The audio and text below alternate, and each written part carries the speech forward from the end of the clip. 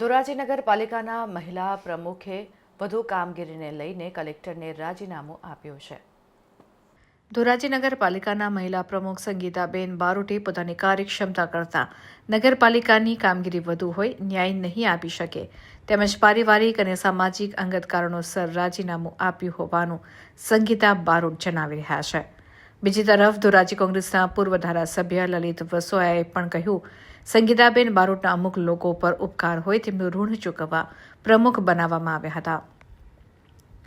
ધોરાજી નગરપાલિકા પ્રમુખ બન્યા બાદ વિડીયો વાયરલ થયો તે બાબતે પણ બની શકે કે તેમને પાર્ટીનો પ્રશ્ન છે। લલિત વસોયા માત્ર 13 દિવસમાં જ રાજીનામું એ ભાજપનું પહેલેથી જ નક્કી હતું તેમ ચર્ચાઈ રહ્યું છે।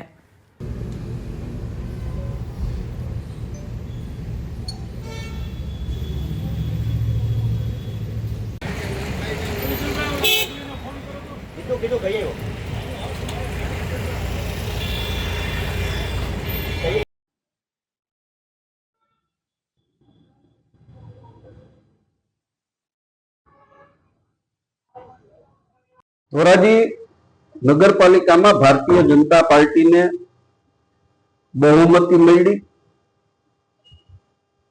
બક્ષી પંચ મહિલા પ્રમુખ પદ આવતા ભારતીય જનતા પાર્ટીએ એક બે લોકોનો ઉપકાર ચૂકવવા માટે સંગીતાબેન બારોટને પ્રમુખ પદ તરીકે સિલેક્ટ કર્યા હતા।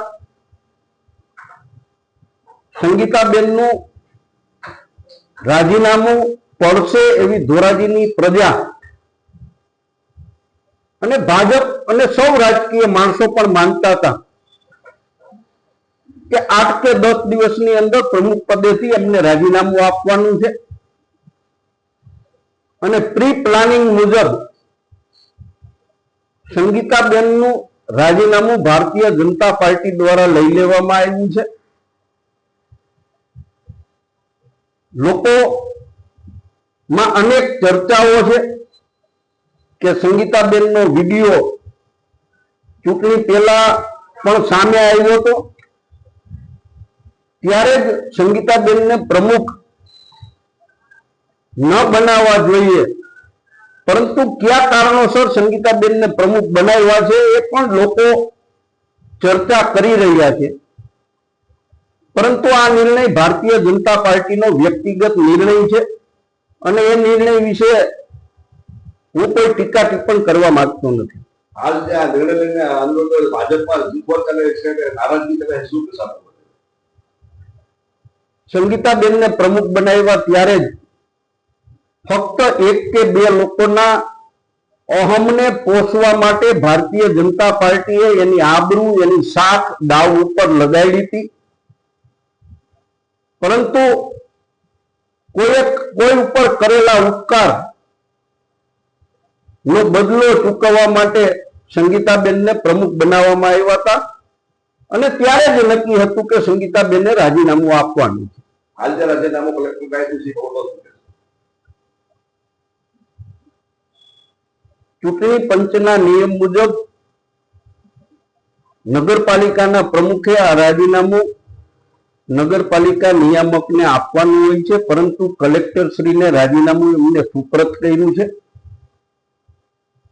કલેક્ટર આ રાજીનામું મંજૂર કરે છે કે મંજૂર થવા માટે નગરપાલિકા નિયામકને મોકલે છે એ જોઈએ।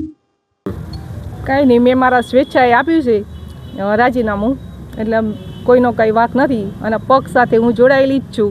નગરપાલિકાનું કાંઈ પણ કામ હશે તો હું હાજર એમાં રહેવાની જ છું, પણ મારા સામાજિક કારણના લીધે અને મારી જે ક્ષમતાની શક્તિના એટલું કામ વધારે હતું એટલા માટે મેં રાજીનામું આપ્યું છે। બેન, ટૂંકા ગાળામાં જ માત્ર 13 દિવસમાં જ અચાનક આપે એવું તે શું થયું કે રાજીનામું દેવું પડ્યું?